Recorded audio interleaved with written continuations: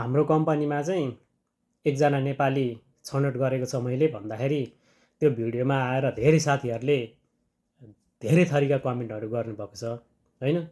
कसैले के भन्नुभएको छ, कसैले के भन्नुभएको छ, त्यो कमेन्टसँग सरोकार भएन हैन।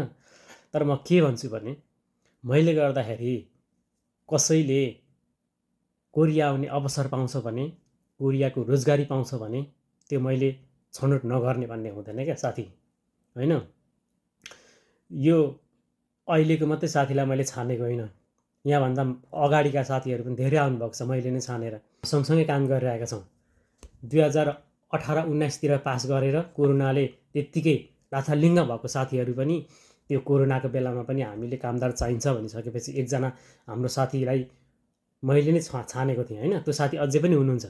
उहाँ साथी यहाँ आइसकेपछि भन्नुहुन्थ्यो कि तपाईँहरूले नछानिदिएको भएदेखि हैन म कोरिया आउन पाउँथेँ कि पाउँदिनँ थिएँ, मेरो क्यान्सल हुन्थ्यो होला सायद, तपाईँहरूलाई धेरै धेरै धन्यवाद भनेर भन्नुहुन्छ क्या अझै पनि। त्यो कुरा गरिरहनुहुन्छ हो। धेरै साथीहरू इपिएस पीडित हुनुहुन्छ, भाषा पास गरेर त्यत्तिकै बसिरहनु भएको छ। हामीले गर्दाखेरि अवसर पाउँछ भने त्यस्तो नगर्नु भन्नु त, त्यो गर्नुपर्छ। म गर्छु, तपाईँ गर्नु, सबैजना गर्नुपर्छ क्या।